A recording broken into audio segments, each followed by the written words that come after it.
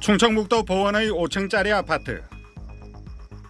외벽 곳곳이 떨어져 나갔고 베란다 난간은 심하게 녹슬었습니다. 18평 아파트 내부로 들어가 봤습니다. 집의 구조가 요런데 이 벽에 이게 저기 벽돌로 바르고 요만한 저 석고보드밖에 없어요. 그러니까 엄청 단열이 안 돼. 37년 전 한 공기업의 숙소로 지어졌는데 15년 전 일반에 분양됐다고 합니다. 그때 분양가가 얼마였습니까? 그때 1,600만 원 있었죠. 현재 시세는 1,500만 원 정도라고 합니다. 1,500만 원요? 네. 그래도 너무 싸지 않습니까? 불편한 점이 많죠. 예. 그리고 여기서 뭐 공장을 다니기도 그렇게 만만치 않고. 일자리와 인구가 급감한 지역이다 보니 현재 절반 정도가 빈집이라고 했습니다. 조금 더 노후화되면 예. 여기 등급이 낮아져서 더 못 살게 한다면은 예. 팔리지도 않을 거잖아요. 재건축도 안 될 거잖아요. 예. 결국은 버리고 나가야 된다는 생각을 가지셔야 될 것 같아요. 전라북도 익산의 2동짜리 아파트.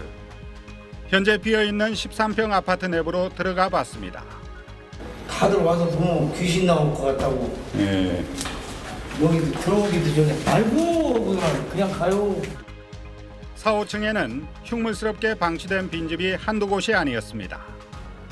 저 꼭대기층들은 6, 700 갈 거예요.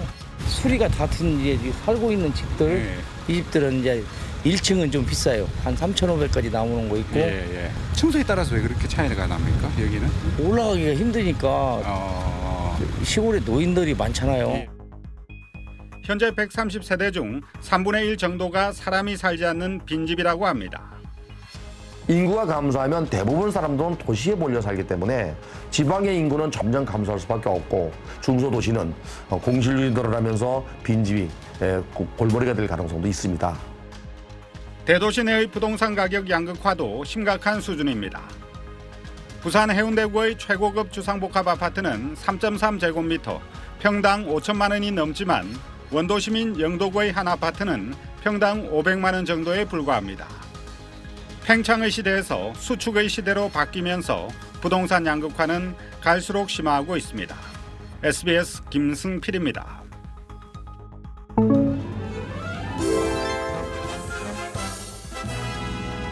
아기가 태어난 건 축하할 만한데 현수막을 이렇게 많이 걸 일이냐고요? 이곳에서는 걸만합니다. 충청남도 태안군 이원면 내리 3리. 이름도 생소한 이 마을은 80이 안 넘으시면 노인회관도 못 들어가세요. 여기 80도 안 된 게 노인회관과 80살이 넘지 않으면 노인회관에서 명함도 못 꺼내고 거의 한 집에 한 분 사신다고 보시면 될 것 같아요. 엄청난 인구 밀도를 자랑하는 어르신들의 동네. 이 한적하고 조용한 마을에 아기 울음소리가 울려 퍼지다니 마을 주민들이 사비까지 들여 현수막을 내걸 만한 거죠. 태원에서 오는 길에 현수막들이 많이 걸려있길래 그냥 이렇게 운전하고 오다 보는데 갑자기 제 이름이 있는 것 같아서 뭐지? 이러고 이제 봤더니 여기저기 너무 붙어 있어서 깜짝 놀랐죠. 아내분도 엄청 감동받으셨을 것 같은데. 감동 반 그리고 야 이거 얼굴 못 들고 다니겠다. 그래도 아이 하나 태어난 게 뭐 그리 대수냐 하셨다면 잠깐. 지난 1일 태어난 지우는 이원면에서 무려 2년 만에 태어난 아기입니다. 지난해 이원면의 사망 신고는 약 30여 건, 출생 신고는 이제 지우 1건. 마을 어르신들에게는 의미가 남다른 탄생이었다는데요. 1967년도에 8,200여 명까지 인구가 있었다가 지금은 계속 줄어서 현재 약 2,200명 정도를 유지하고 있거든요. 이렇게 인구가 줄어드는 가운데 아기가 2년 만에 탄생을 하다 보니까 화분이나 꽃을 선물해주고 싶었는데 이게 또 선거법에 적격이 된다고 해서 그렇게 하지는 못하고 현수막까지는 가능하다고 해서 현수막은 혹시 누구의 아이디어였나요? 우리 면장님의 아이디어입니다. 면장님의 예쁨까지 한몸에 받는 태안 생활이지만 모든 게 순탄했던 건 아닙니다.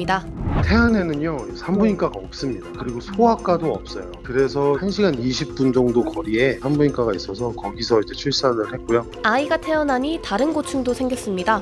저도 이제 아기를 낳다 보니까 인터넷으로 찾아보잖아요. 뭐 어디는 태어나면은 축하금이라던가 뭐 지원을 그렇구나. 해준다던가 이런 게 많이 있었는데 태안군은 정부에서 하는 표면적으로 돼 있는. 석훈 씨네 부부가 받은 지원은 출산 장려금 100만 원과 첫 만남 이용권 200만 원.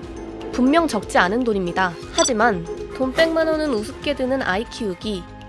게다가 지방 소도시 특성상 육아 인프라도 부족하니 현금뿐만 아니라 다방면의 지원이 필요하죠. 요거는 좀 화제가 되셨으니까 어필해 보셔도 좋지 않을까. 네, 부모님한테 말씀 좀 드려야 될 것 같아요. 이렇게 지금 화제인데.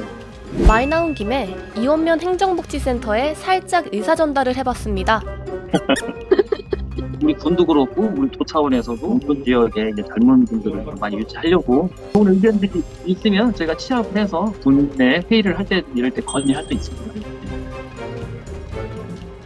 인구 감소를 막을 제도 마련은 소멸위기에 처한 도시들의 가장 큰 고민이자 숙제입니다. 제천시의 현재 인구는 13만 400여 명입니다. 인구 감소로 소멸 위기에 처한 제천시가 대학생 전입 유도로 인구 늘리기에 사활을 걸고 있지만 올해 2월 기준 전국 228개 시 군구 가운데 51.8%가 소멸 위험에 처한 것으로 나타났죠. 수도권 공화국이라는 소리가 현실이 되자 정부는 해마다 1조 원의 예산을 들여 지방소멸 대응 기급을 투입, 은퇴자와 귀농귀촌 청년들을 위한 지역 활력타운을 조성하는 등 지방소멸 막기에 박차를 가하고 있습니다. 사라져가는 소도시 속 가슴 따뜻한 소식을 전해준 이원면 주민들, 이 마을에는 또 몇 년 뒤 아이 울음소리가 들릴까요? 요새 대학 캠퍼스에는 외국인 유학생들을 참 많이 볼 수 있죠. 그런데 앞으로는 훨씬 더 많이 늘어날 겁니다. 지금은 전국에 약 17만 명 정도인 유학생을 4년 뒤까지는 이렇게 30만 명까지 늘려받겠다고 정부가 나선 겁니다. 인구 감소와 지방 소멸 위기를 돌파해보자는 취지로 내놓은 대책입니다. 정부는 먼저 외국인 유학생에 대한 규제부터 풀기로 했는데 한국어 실력이 부족해도 일단 받기로 했습니다. 외국인 유학생이 한국 대학에 입학할 때 제출해야 하는 한국어 성적 기준을 완화하기로 한 겁니다. 공인 시험 점수가 아니어도 한국어 교육기관 수업 이수 증명서 등으로 대체할 수 있습니다. 또 불법 취업, 체류를 막기 위해 깐깐하게 만든 재정 능력 심사 기준도 낮추고 유학생 아르바이트 허용 시간도 주 25시간에서 30시간으로 늘리겠다고 밝혔습니다. 재정 지원을 통해서 인도, 파키스탄 등 이공계 인재가 많은 국가의 정부 초청 장학생 사업을 확대 개편하고 행정 지원을 통해서 지역 산업과 문화에 특화된 맞춤형 유학생을 유치하고 양성하겠다고 밝혔습니다. 졸업 후에 취업을 지원하기 위해서도 영주, 귀화 비자 취득까지의 절차도 간소화합니다. 우리나라는 인구 감소와 지역 소멸 위기로 인해 지역 인재 양성이 절실한 시점입니다. 현재 약 16만 명인 유학생을 2027년까지 30만 명까지 유치하여 세계 10대 유학 강국으로 도약하겠다는 담대한 목표를 수립하였습니다. 현재 대비 약 2조 1,500억 원의 경제적 효과가 추가 발생하여 총 4조 8,500억 원에 이를 것으로 기대합니다. 이렇게 대책을 내놓은 건 전체 기초자치단체의 절반 이상인 118곳이 이렇게 소멸 위험 지역으로 분류될 정도로 상황이 심각하기 때문입니다. 직격탄은 지방 대학들부터 맞고 있는데요. 올해 정시 모집 지원자가 단 한 명도 없었던 학과가 이렇게 26개 있었는데 모두 지방대였습니다. 그래서 이 지방대는 유학생 유치에 지난 10년간 사활을 걸어왔습니다. 학생들의 그 숫자가 중요한 것이 아니고 더 많은 나라에서 많은 젊은이들이 같이 공부할 수 있도록 다변화하는 전략을 추구하고 있고요. 강원도엔 재학생 810명 중 유학생이 400명으로 절반에 달하는 대학도 있습니다. 석박사 과정은 외국인 비율이 50%가 넘는 곳이 15곳이나 됩니다. 그런데 유학생이 크게 늘면서 일부 부작용이 따라왔습니다. 그중 하나로 다양성 부족이 꼽히는데요. 이 유학생 비중이 주로 아시아권에 집중돼 있기 때문입니다. 실제로 외국인 유학생의 약 60%가 이렇게 중국, 베트남 출신이었습니다. 또 유학생 수 늘리는 데만 집중하고 사후 관리엔 소홀한 학교가 많아서 대학이 이른바 비자 공장으로 전락할 수 있다는 우려도 끊이지 않았습니다. 지난해 불법 체류자로 분류된 외국인 유학생은 모두 3만 6천여 명으로 나타났습니다. 부실한 학사 관리도 문제입니다. 지난 2018년엔 충북대학교 등 3곳에서 중국인 유학생의 박사 과정을 급격히 단축하기도 했습니다. 한 학기가 보통 5달인데 단 12일 만에 끝내는 집중 이수제를 실시했던 겁니다. 결국 중국 정부가 우리 교육부에 항의하기도 했습니다.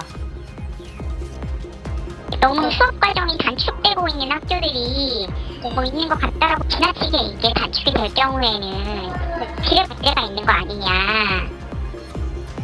의사소통 때문에 수업이나 조별과제 등이 정상적으로 진행되지 않고 한국인 학생과의 갈등이 나타나는 경우도 흔해지고 있습니다. 상황이 이런데 한국어 능력 기준을 더 낮추면 무슨 교육이 가능하겠냐는 우려가 커질 수밖에 없습니다.